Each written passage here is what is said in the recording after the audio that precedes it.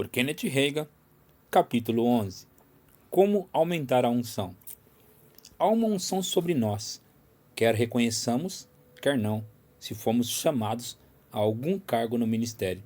Independentemente do cargo que ocupamos e daquilo que somos chamados para fazer, podemos fazer nossa parte em determinar o grau da nossa unção. Podemos preparar-nos para essa unção. Se não vem sobre nós, é porque não nos preparamos. Além disso, a unção pode ser aumentada. Podemos aumentar a unção mediante o estudo da palavra e ficar em espírito de oração. Podemos diminuir a unção ao negligenciarmos o estudo e a oração. O obreiro que não estuda, 2 Timóteo 2,15, passará vergonha porque as pessoas não deixarão de perceber o fato, e o obreiro ou perderá a unção ou a unção não se manifestará. Se nós cumprirmos a nossa parte, no entanto, assim não acontecerá. Se estudarmos e orarmos, virá a unção no momento em que, pela fé, nos colocamos em pé e pomos mãos à obra. Quando eu pregava debaixo daquela unção para a pregação, na maioria das vezes, precisava começar pela fé, sem nada sentir de específico. Mas aquela unção nunca deixou de vir sobre mim para pregar. E às vezes, ela continua depois e nós desfrutamos dela. Louvado seja Deus. É necessário perceber que quem ocupa o cargo do profeta, do pastor, do evangelista ou qualquer outro cargo pode ter mais ou menos unção. Acho que fica bem óbvio que, enquanto escutamos pastores diferentes, às vezes tem mais unção do que em outras ocasiões. Às vezes, os mestres têm mais unção para ensinar do que em outras ocasiões. O profeta tem mais unção em algumas ocasiões do que em outras.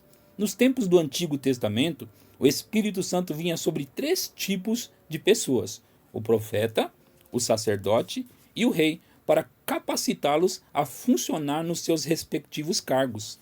Mas o Espírito Santo não estava dentro de nenhum deles durante aquela dispensação da mesma maneira que ele está na nossa.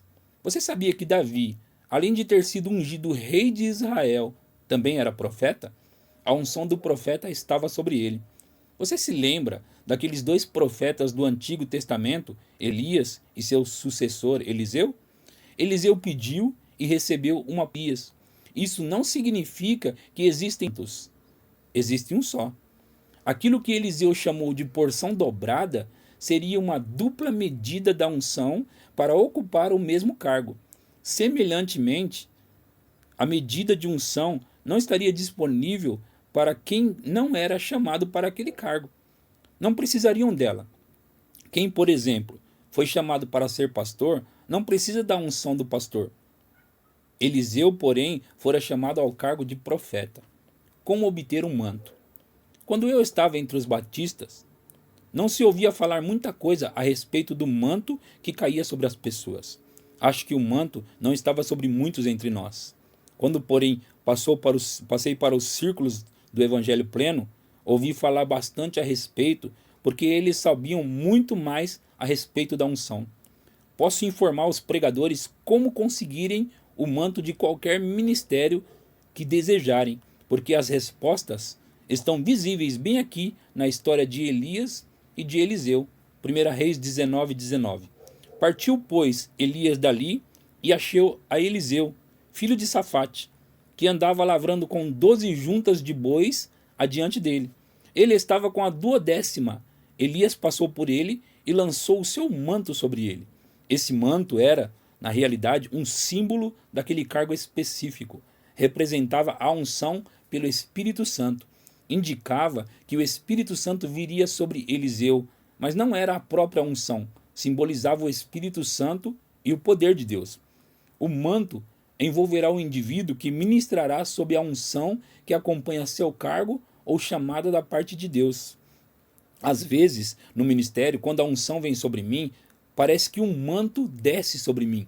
Parece que estou vestido um manto, um casaco, quando na realidade não estou. Mas o poder de Deus, a unção me envolve tanto que me sinto vestido assim.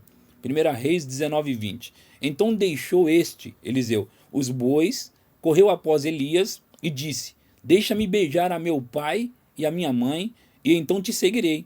Elias respondeu-lhe: vai e volta, pois já sabes o que fiz contigo. Elias estava dizendo: volte então e esqueça-se do assunto. Em outras palavras, se você pretende dar prioridade às outras coisas, por mais legítimas que sejam, você não irá desfrutar da plenitude da unção divina. Eliseu não voltou para desperdício com beijos de seus pais. Pegou uma junta de bois, sacrificou-os e assou-os e os deu ao povo por alimento. O versículo 21 diz: então se dispôs e seguiu a Elias e o serviu. 2 Reis 2, 1 e 2. Quando estava o Senhor para tomar Elias ao céu por um redemoinho, Elias partiu de Gilgal em companhia de Eliseu. Disse Elias a Eliseu: fica-te aqui, porque o Senhor me enviou a Betel. Respondeu Eliseu: tão certo como vive o Senhor e vive a tua alma, não te deixarei. E assim desceram a Betel. Note como Eliseu seguiu a Elias bem de perto. Elias até mesmo procurou persuadi-lo a ficar para trás. Acho que às vezes o Senhor experimenta as pessoas deliberadamente. Através de Elias, ele experimentou Eliseu. Queria comprovar que Eliseu tinha o caráter certo antes de derramar sobre ele essa unção. Eliseu respondeu: tão certo como vive o Senhor, não te deixarei. Finalmente, Eliseu chegou ao ponto de ter o direito de obter aquilo que queria. Elias disse: pede-me o que queres, que eu te faça antes que seja tomado de ti. E Eliseu respondeu: peço-te que me toque por herança, porção dobrada do teu espírito. No versículo 9. O sentido dessas palavras é que ele queria uma dupla medida da unção para ocupar o cargo de profeta. Deus unge homens e mulheres para ocupar determinados cargos, e alguns podem receber mais unção do que outros. Elias diz: dura coisa me vires for tomado de ti, assim se te fará. Versículo 10. 2 Reis 2, 11 até o 13. Indo eles andando e falando, eis que um carro de fogo, com cavalos de fogo, os separou um do outro, e Elias subiu ao céu num redemoinho. O que, vendo Eliseu, clamou: meu pai, carros de Israel e seus cavaleiros, e nunca mais o viu. E tomando as suas vestes, rasgou-as em duas partes. Então levantou um manto que Elias lhe deixara cair, e voltando-se, pôs a bordo do Jordão. Eliseu permaneceu firme perto de Elias, e estava com Elias quando este foi levado para o céu. Note que antes de Eliseu pegar o manto de Elias, despiu suas próprias vestes e as rasgou no meio. Então pegou do chão aquele manto e o vestiu, porque aquele manto cobria a totalidade da pessoa. Continuando a leitura do Antigo Testamento, descobrimos que o manto que usualmente vestiam era realmente a pele de um animal. Lá no Novo Testamento, há uma descrição de João Batista e da sua maneira de vestir-se. Suas vestes eram feitas de pelos de camelo, ou seja, usavam um desses mantos de pele de animal. A história de Eliseu continua nos dois versículos que seguem, 2 Reis 2, o 14 e o 15. Tomou o manto que Elias lhe deixara cair, feriu as águas e disse: onde está o Senhor Deus de Elias?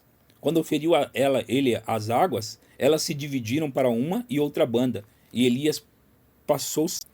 Vendo-o, pois, os discípulos dos profetas, que estavam defronte em Jericó, disseram: o espírito de Elias repousa sobre Eliseu. Vieram-lhe ao encontro e se prostraram diante dele em terra. Não foi o manto, o casaco peludo, por si só, que dividiu as águas. Se fosse assim, todos poderiam ter dividido as águas, pois todos usavam mantos de pele. Foi a unção que realizou a obra. E foi por isso que os discípulos dos profetas disseram: o espírito de Elias repousa sobre Eliseu. Assim, Eliseu realmente viu Elias subindo para o céu e realmente obteve uma dupla medida da unção para ocupar o cargo de profeta. E é só ler o relato bíblico do ministério dele para ver que está registrado que ele operou 2 vezes mais milagres do que Elias. Ao estudarmos a história dele, aprendemos algo a respeito de obter a unção. Elias ficou sempre junto de Eliseu. Nunca deixou o profeta fora da sua vista. Seguiu-o de perto. O mesmo Espírito acabou ficando com ele. Veja bem, aquela mesma unção ou aquele mesmo Espírito virá através da associação do ambiente e da influência. Você já notou que aqueles que trabalham em estreita conexão comigo têm sobre eles a mesma unção que paira sobre mim? Há na realidade algumas unções em alguns ministérios que me deixaram, nem sequer as tenho mais. Meus obreiros as receberam, é a pura verdade. Mas é assim que se recebe as unções. Como aumentar a unção? O manto de Smith Wigglesworth. Frequentemente, quando algum grande obreiro de Deus, homem ou mulher, sai do cenário, assim como foi no caso de Elias, ouvimos os pregadores dizer: quem sabe sobre quem cairá o seu manto? Todos nós temos ouvido semelhante comentário, mas não é porque termos ouvido dizer e repetir tais palavras que devemos considerá-las certas. Uma coisa não fica sendo verdadeira simplesmente porque pensávamos que o era. Quero que você perceba nesse assunto algo que ameaça impedi-lo de receber as bênçãos que Deus deseja que você possua. Em 1947, peguei na mão uma revista religiosa e li que Smith Wigglesworth partira para ficar com o Senhor aos 87 anos de idade. Senti uma grande perda. Lembro-me que entrei na minha igreja e fiquei prostrado no altar, mesa da frente. Não conhecia o homem pessoalmente, mas tinha lido constantemente a respeito dele, ao ponto de literalmente desgastar os livros dele, até que algo da parte dele pegar em mim. Sentimos um vazio, um vácuo, quando parte um homem daquela qualidade, um homem que ressuscitou dentre os mortos 23 pessoas durante o seu ministério. As pessoas perguntam: sobre quem mesmo cairá o seu manto? Na minha ignorância, eu também pensava que o manto é a unção e que caíra por acaso sobre alguém. Mas a verdade não é essa. O manto simboliza a unção. Além disso, não fica decretado que o manto cairá sobre algum indivíduo específico. E não cai mesmo. Nem sequer é assim que o manto chega a nós. Como, pois, Eliseu recebeu o manto de Elias e uma porção dobrada da unção do profeta? Seguia Elias bem de perto. Conforme já notamos, recebemos a mesma unção mediante a associação, o ambiente e a influência. Sem dúvidas, seremos guiados pelo Senhor para seguirmos certos ministérios, mas há certas coisas a respeito das quais os pastores devem ser precavidos. Estou no meu 49º ano de ministério. A gente acaba descobrindo algumas coisas em 49 anos. Se você vai seguir alguém, verifique se ele está seguindo o Senhor. Se ele fica um pouco por fora, só um pouquinho, não siga aquilo. Aprenda dele a fé, mas não o siga demasiadamente de perto. Lembre-se destas 3 coisas. Primeiro, tenha a vocação de Deus na sua vida. Segundo, siga o Senhor Jesus. Ele é o cabeça da igreja, ficando muitíssimo perto dele. Terceiro, se você quiser ter o mesmo tipo de ministério que outra pessoa tem, siga bem de perto aquele ministério. Se você tem no coração o desejo desse ministério, usualmente é porque Deus colocou ali esse desejo. Mas aquele manto não cairá sobre você automaticamente como cerejas maduras de uma árvore. Nos tempos da organização A Voz da Cura, que teve seu apogeu durante o grande reavivamento de cura divina, fiquei observando alguns desses ministérios. Deus me enviou a alguns pastores a fim de lhes dizer que não deviam fazer certas coisas, mas foram adiante e as fizeram mesmo. Começaram a seguir certa pessoa e depois essa pessoa ficou fora da vontade de Deus e viu os seguidores errar da mesma maneira. Vi que assim aconteceu com vários obreiros. Alguns deles morreram com exatamente a mesma idade em que morreu o homem que estava seguindo. Isso porque o seguiam demasiadamente de perto. Você poderia aprender alguma coisa daquilo que lhes aconteceu. O caso é semelhante àquilo que ouvi Papai Nelson dizer. Ele era fundador da Faculdade de Teologia das Assembleias de Deus do Sudoeste. Estava falando assim na primavera, antes de voltar ao lar para estar com o Senhor. Morreu no outono de 1942, aos 74 anos de idade. Papai Nelson estava falando a respeito de John Alexander Dowie, um pastor congregacional que tinha um ministério de cura divina muito tempo antes de todos nós. Dowie recebeu uma revelação de cura divina, tendo por base Atos 10:38, e enquanto estava pastoreando lá na Austrália, posteriormente foi aos Estados Unidos e fixou residência em Chicago. Fundou Zion, estado de Illinois, como cidade cristã. Gordon Lindsay nasceu ali. Dewey impôs as mãos sobre Gordon quando este ainda era um nenê. O irmão Lindsay, que foi o líder da Voz da Cura Divina e que fundou Cristo para as Nações, obteve alguns exemplares da publicação de Dewey, Páginas sobre Cura, e publicou alguns dos seus sermões. O irmão Lindsay também escreveu a biografia notável de Dewey, The Life of John Alexander Dewey. O incidente que Papai Nelson relatou a respeito de Dewey, forçosamente, aconteceu antes de 1907, pois foi em 1907 que Dewey morreu aos 60 anos de idade. Papai Nelson ainda era um pastor batista na ocasião de contar a história.